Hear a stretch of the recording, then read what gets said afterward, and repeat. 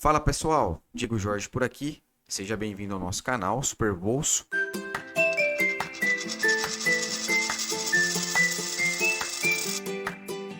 No vídeo de hoje nós vamos estudar o Fundo de Investimento Imobiliário TVRI11, Tível Renda Imobiliária.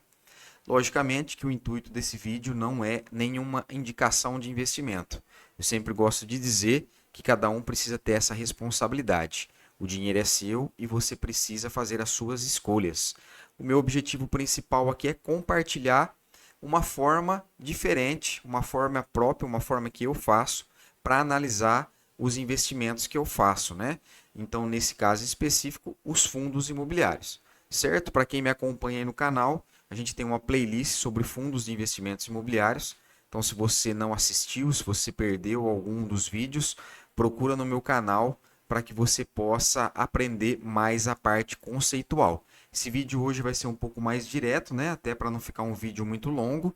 E eu quero trazer aqui algumas informações importantes que a gente precisa aí acostumar, né? O nosso olho ou as nossas perguntas e as nossas respostas também para poder fazer ou não uma boa escolha e decidir depois no final se vale ou não o nosso investimento. Lembrando também que eu não sou nenhum um analista certificado, tá? Então eu quero fazer aqui apenas um estudo para a gente olhar de uma forma bem criteriosa se vale ou não a pena a gente aportar, ou pegar o nosso dinheiro e colocar nesse fundo imobiliário, tá bom? Então a gente vai, no final do vídeo, fica até o final do vídeo que a gente vai fazer a conclusão desse estudo. Primeira coisa que a gente precisa saber é o seguinte: quando a gente abre esse relatório, né, o relatório gerencial, a gente já percebe que aqui tem um prédio e tem a logo do Banco do Brasil. Então a gente começa a tentar entender um pouco o que está por trás desse fundo imobiliário, né? O que tem a ver esse fundo imobiliário com o Banco do Brasil. Então, se a gente for analisando aqui o relatório gerencial, a gente percebe que o gestor é Ativo Capital DTVM SA, que é uma gestão ativa, né? Esse fundo, recentemente ele passou para gestão ativa. E a gente percebe aqui o que? Que o objetivo do fundo ele é basicamente o quê?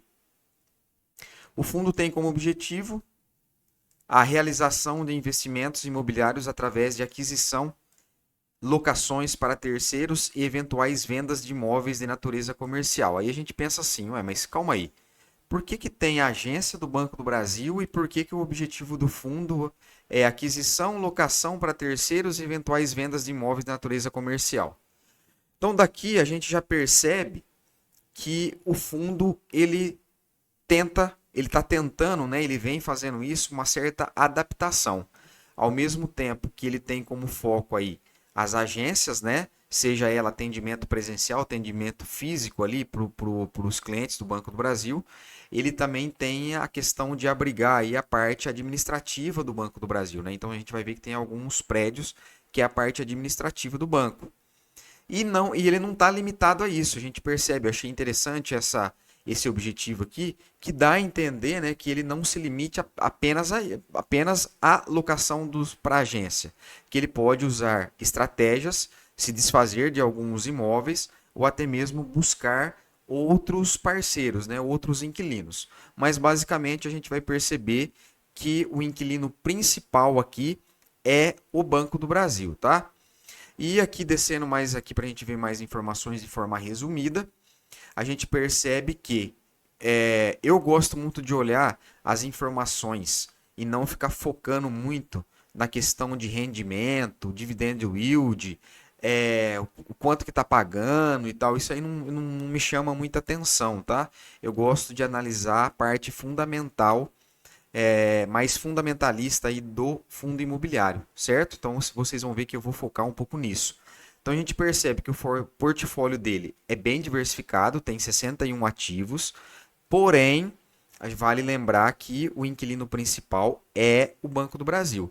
Então a gente tem, ele é multimóvel, só que ele é monoinquilino, tá? Então aí já bate um pontinho de interrogação para a gente na questão de que isso já é um alerta, porque o nosso objetivo, até para a gente ter uma maior segurança na diversificação, é multi-multi, né? Que a gente busca tijolo, multimóvel e multi-inquilino. Então, esse fundo por si só, a gente já percebe que ele é monoinquilino, tá? Ah, mas é o Banco do Brasil, ele é um inquilino bom e tal, mas mesmo assim tem o risco de estar concentrado apenas no inquilino. Então, isso aqui tem que ser já um ponto de questionamento para você, se você entender que vale o investimento, tá? A vacância física dele é 3%, a gente pode dizer que é uma vacância física bem controlada, tá? E aí, a gente percebe também que o total de receitas e o total de despesas é muito proporcional. Então, a gente pode colocar aqui, a despesa desse fundo é 5% em relação a receitas, né? Então, a gente entende que a gente tem aí uma despesa controlada, tá? Muito bem controlada, né? Isso é bom demais, né? Para nós. Outra coisa, tem liquidez, a gente percebe que tem liquidez e a gente vê aqui também, ó, a gente tem aqui, ó, que é uma gestão ativa e aí ele fala aqui desde o início da gestão ativa, em novembro de 2023, foram vendidos 3 ativos, totalizando 90 milhões de caixa, representando 2,7 por cota de resultado extraordinário. A gestão continua focada na diversificação do portfólio por meio de reciclagem de ativos. Atualmente, 2 novas negociações estão em fase avançada. Então, a gente percebe aí os pontos fortes da gestão ativa. Praticamente todos os fundos imobiliários estão caminhando para essa gestão ativa, dá mais liberdade para o gestor, não precisa ficar reunindo a assembleia para decidir. E o gestor, né, que é a cabeça pensante do fundo imobiliário, consegue colocar em prática aí a estratégia que ele quer fazer. Eu penso assim, né, que a questão de você administrar agências bancárias, ela é um tanto quanto complexa e bem desafiadora no meu ponto de vista, porque bancos, eles são topo de cadeia, eu gosto de dizer muito isso, né? Ele é topo de cadeia e ele se adapta assim com a realidade muito rápida. Então eu vou falar para vocês aqui, né, a questão da desburocratização, da digitalização das coisas. Então os bancos diminuíram muito a capacidade de agência, né, o uso de agência física. A questão do Pix também, né, o gestor já até tem um relatório sobre isso que eu vou apresentar para vocês, então ele sinaliza isso, que fez com que os bancos diminuíssem a procura e a utilização de imóvel físico, né, de imóvel físico. Então, por isso que essa gestão ativa contribui, porque o gestor consegue se adaptar a essa realidade dos bancos em si. E a gente vê que condiz diretamente com o objetivo do fundo, né? Olha, se precisar vender, eu vou vender. Se precisar reciclar, eu vou reciclar. E se precisar procurar novos parceiros, eu vou procurar. Então, isso deixa a gente ver muita resiliência do fundo, né? Apesar de a gente entender, às vezes, não, ó, esse imóvel aqui só tem cara de agência bancária. Aí a gente percebe que o gestor fala, ele mostra assim, não, peraí. Não é só agência bancária que eu vejo aqui, não. O imóvel ele tem boa localização, ele é um imóvel bom, e eu posso fazer outras coisas com ele além de só alugar para banco, tá? No caso aqui o Banco do Brasil, certo? Então a gente vê que é um relatório bem enxuto e que uma simples leitura aqui já dá para a gente ter um pouco de ideia, tá? Outro detalhe importante, regularização de imóveis. Se a gente ler e aprofundar aqui o estudo sobre esse fundo, a gente percebe que muitos dos imóveis eles não são registrados nos cartórios de registro de imóveis. E isso é uma preocupação do fundo e isso é um foco do fundo.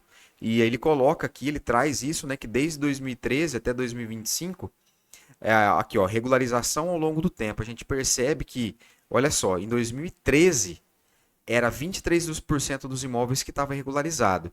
Depois aí de mais de 10 anos, né? 12 anos praticamente, isso daí praticamente quadruplicou.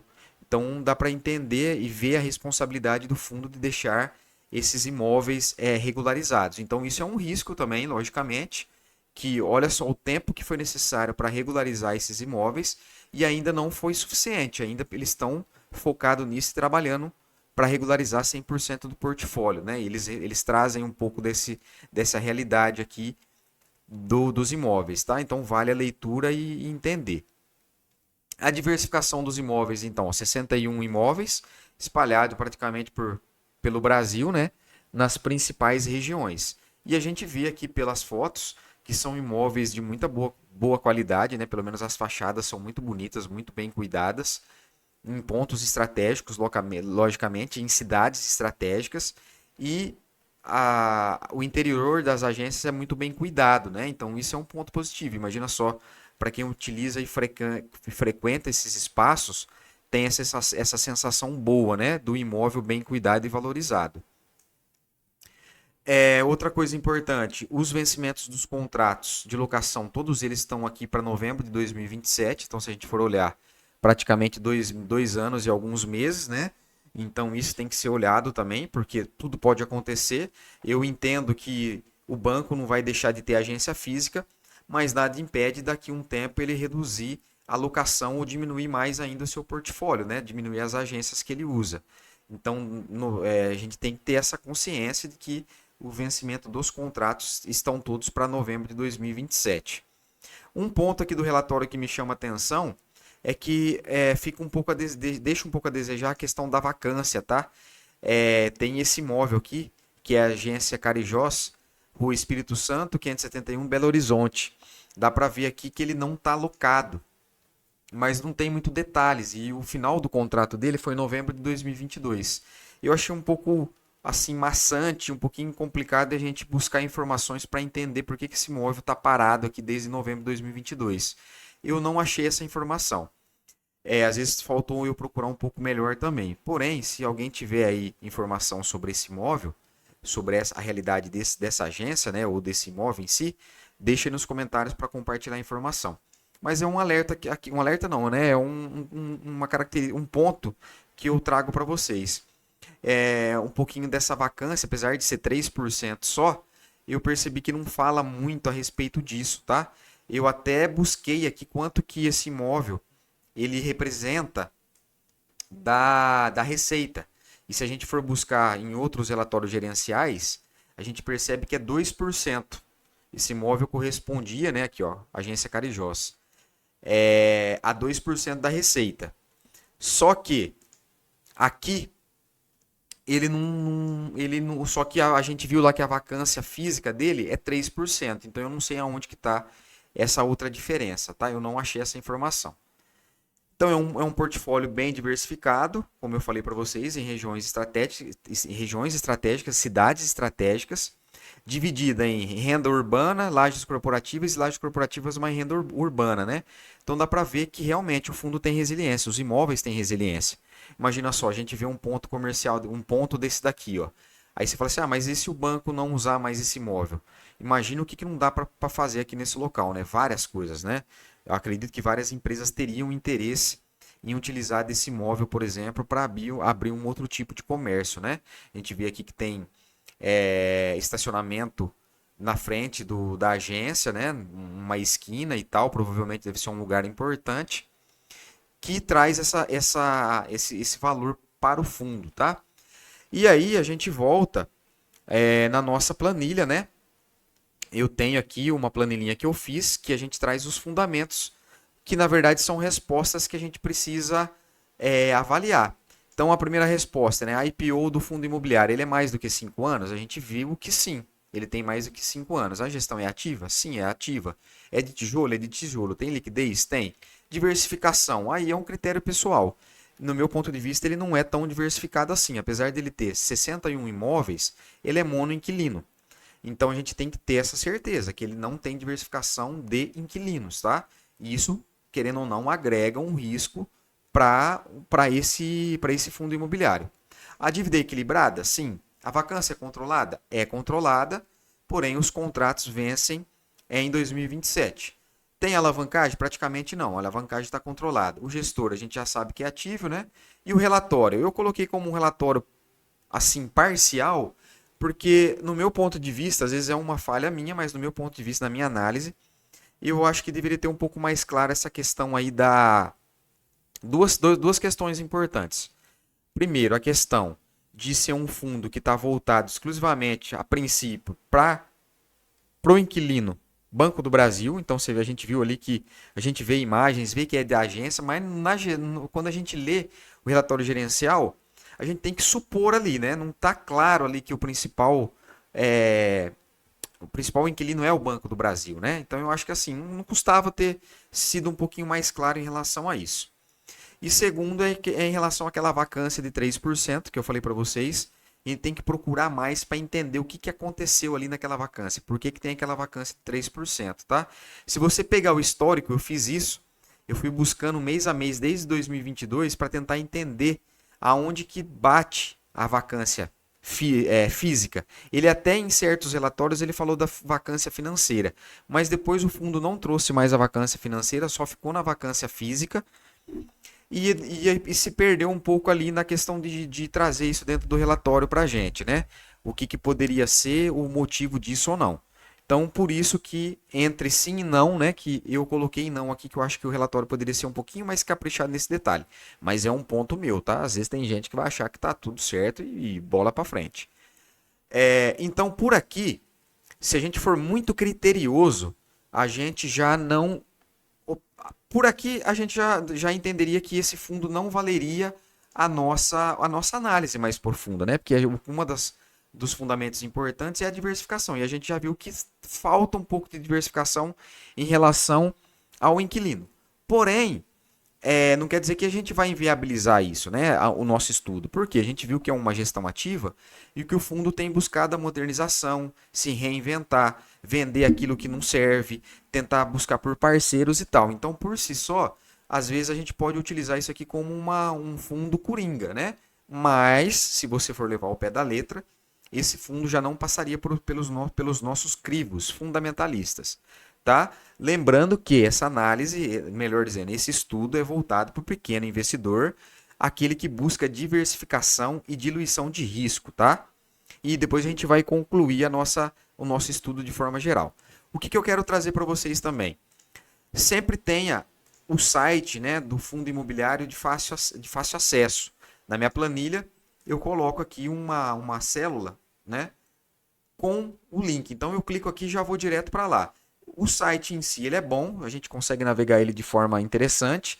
E o que eu queria mostrar para vocês é isso aqui. Quando você vem aqui no informe, informações e documentos, a gente vê aqui, ó, carta do gestor. E nessa carta do gestor, em 2024, que é a única que tem aqui, pelo menos no site, ele traz isso, né? A repercepção de Dallenbeck. Então, o que ele fala aqui, né? Ele fala justamente aquilo que eu trouxe um pouquinho para vocês, falando dos desafios, que é a questão bancária hoje, né? E ele traz aqui, é um relatório muito bacana para a gente poder ler, né? Porque a primeira percepção a gente pensa assim, mas com essas fintechs, né? O pessoal não tem procurado mais agência, tudo está sendo feito de forma digital. Hoje a gente nem usa mais dinheiro, é tudo no Pix. Isso aí não vai diminuir a quantidade de agências? Os bancos não vão deixar de ter agências? Então ele faz essa carta, que eu achei muito completa, muito bacana, vale demais a leitura, para vocês terem um pouco dessa percepção da ideia do gestor, né? O que ele vem fazendo. E ele vem seguindo isso na medida do possível, na medida das estratégias que ele vai implementando, e ele faz uma conclusão muito bacana. Isso aqui dá uma boa ideia para você analisar a viabilidade ou não de investir nesse fundo. Eu acho sensacional, achei muito bom essa carta do gestor. Pena que ele não continuou, né? Só teve uma em 2024 e ficou por isso. Não teve mais cartas aí para fazer uma análise um pouco mais detalhada e uma percepção melhor para a gente, tá? Mas o site é legal para a gente navegar e tem bastante informação, certo? E para a gente finalizar, eu trago aqui algumas conclusões, tá? Primeira coisa que a gente tem que avaliar aqui nesse fundo: resiliência do fundo e a capacidade de adaptação. O gestor, pelo menos, ele tem essa ideia. E isso é válido, isso é interessante, porque o fundo é um fundo antigo que ele vem se modernizando e adaptando. E a gente consegue entender que o que mais é importante dentro de um fundo imobiliário são os seus imóveis, a localização deles e a capacidade deles se adaptar para novas realidades que acontecem, tá? Aí vem a pergunta, né? Mas é agência bancária, ninguém vai em agência mais. Pensa sempre no imóvel, né? Ele pode ser utilizado para vários empreendimentos. Precisa analisar também a localização deles. Então, essa carta que eu mostrei para vocês aqui, que é a carta do gestor, ele traz um pouco desse contexto que eu estou apresentando para vocês e responde, às vezes, essa dúvida do investidor, tá? Aí fica a critério de vocês analisar se faz sentido ou não. Então, de novo, analisar a adaptabilidade do imóvel, seu histórico do fundo, e aí, né, o histórico do fundo já mostra essa realidade, se é uma prática do gestor e se ele está fazendo bem isso. Recentemente ele vendeu alguns imóveis que entendo que para ele não fazia sentido no portfólio, gerou renda para o fundo. Mas a gente não pode deixar de esquecer que toda vez que tem venda, tem gasto também. E você às vezes está desfazendo de um imóvel ali e você tem que aceitar isso. É a estratégia do gestor e ele é a cabeça pensante do fundo. Faz sentido para você? Você gosta dessa estratégia? É o que ela é o que é. E não adianta você depois entrar nesse fundo e ser surpreendido pela estratégia do gestor, tá? Então é esse que é o grande X da questão. E aí, aceitar que ele é um fundo que vende imóveis, né? Complementando o que eu falei lá no outro item, né? A importância do longo prazo. A estratégia consiste em vendas de imóveis. Se você ficar girando, não participa totalmente da estratégia do fundo. É outro ponto importante. Ah, eu quero entrar só pela valorização da cota. Não, o fundo distribui 95% do que ele gera. Então, o foco principal não está na valorização da cota, está sim na distribuição dos dividendos e aí entra a nossa responsabilidade de reaplicar os dividendos. Então, uma venda, uma negociação de venda de um imóvel, às vezes se arrasta por vários anos, vários meses. Então, se você ficar trocando de fundo porque você acha que aquele fundo não é bom, você perde a principal estratégia uma das estratégias do fundo, que é a negociação de imóveis, que gera receita para o fundo, né? Então você tem que estar ligado nisso. Outro ponto importante, regularização de imóveis sem registro em cartório. E aí eu trago aqui um ponto positivo, que dá para ver que é uma meta do fundo. E ele sempre compartilha isso com entusiasmos no relatório. Se você pegar em relatórios passados, você vai ver que o gestor faz questão de compartilhar isso e fica evidente assim, entre aspas, né, a alegria de estar resolvendo isso. Então é um ponto importante, porque é um foco do fundo e, logicamente, que tem que ser regularizados os imóveis, né? Mas é um risco que está dentro desse fundo e devido à burocracia que é, e ele deixa isso claro lá no relatório gerencial, pode ser que ele tenha problemas com alguns dos imóveis e não consiga registrar. Quer dizer que ele vai perder o imóvel? Não necessariamente. Mas é o risco e é como eu falei, esse fundo tem essa característica, você precisa saber disso. Outro detalhe importante, né? O estudo da vacância. Por ter imóveis específicos e alugados massivamente para o Banco do Brasil. O que eu quero dizer com isso? Imagina só, você tem aqui um imóvel. Vamos pegar aqui, ó. Você tem essa agência aqui. Um exemplo, tá? Hipotético. Você tem essa agência e o Banco do Brasil fala assim, ó, eu vou indo agora em 2027. Eu não quero as duas partes. Eu só quero a parte de cima e a parte de baixo. Eu não vou alugar. Aí vai ficar ocioso essa parte aqui. Será que outra empresa vai aceitar alugar sabendo que o Banco do Brasil está em cima? Será que não vai atrapalhar? Né? Será que o imóvel ele tem a capacidade de abrigar duas empresas com ramos de atividades diferentes, por exemplo? Ou será que vai ter que fazer uma adequação do imóvel, gastar um pouco de dinheiro para adaptar essas duas etapas, né? Não, esse aqui vai ficar separado para o Banco do Brasil e esse imóvel aqui vai ficar separado para outra empresa. E será que isso vai ser rápido ou será que isso vai ser demorado? Então, é essa pergunta que eu faço que você precisa ter essa consciência, né? A gente tem que entender que quando uma agência ficar vaga, se ela ficar vaga por inteira, o imóvel ali que abrigava a agência, vai ser conduzida de um jeito. Se ela ficar de forma parcial, como que ela pode ser ocupada por outra empresa? Então, é uma dúvida, né, que a gente precisa entender. E aí no relatório, como eu falei para vocês, fica um pouco da dúvida na vacância, né? Não é bem claro isso, às vezes pode ser uma percepção minha, às vezes eu que estou enganado, mas na minha opinião é isso, tá? Os vencimentos do contrato são para 2027, que eu falei para vocês, e é um fundo muito específico com apenas um inquilino. Ah, Diego, mas eu sou um investidor iniciante, eu sou um pequeno investidor, por que trazer um fundo, por que estudar um fundo que ele é tão específico assim? Justamente para a gente poder ter e entender a importância de que a gente precisa fazer a leitura do fundo. Isso é o principal. Você precisa ler o relatório gerencial, você precisa aprofundar no histórico do fundo. Não é simplesmente você falar assim, não, gostei do fundo, o inquilino é o Banco do Brasil, eu quero ser sócio disso e eu vou pôr meu dinheiro aqui. Não. Realmente ele é muito específico. E se você pegar essas exceções um pouquinho mais complexa, quando você pegar um fundo um pouco mais diversificado, multi-multi, que fica um pouco mais claro a compreensão, automaticamente vai ser intuitivo. Não, esse fundo aqui ele é mais diversificado, parece que ele tem menos risco. Esse aqui já é um pouco mais específico. Fica claro, né, na leitura que ele é muito específico. Mas o investidor iniciante, o pequeno investidor, tem que ter contato com esse fundo para saber que o buraco é mais embaixo, que existem coisas dentro dos fundos imobiliários que precisam ser analisadas e compreendidas e principalmente estudadas para tomar uma decisão. E aí eu chego numa conclusão final, né? Não seria a minha primeira opção. Se eu fosse um investidor que está buscando por um fundo imobiliário, eu quero achar um fundo imobiliário para investir. Fiquei sabendo que esse fundo é bom, então não seria a minha primeira opção. Eu usaria esse fundo apenas como diversificação, tá? Como assim? Eu já tenho uma carteira, eu já invisto, eu tenho lá, sei lá, 10 fundos imobiliários e eu quero colocar mais um porque eu já estou muito concentrado e eu preciso diluir os meus aportes. Não, então faz sentido eu estudar esse fundo e decidir analisar se ele cabe fazer parte do meu portfólio.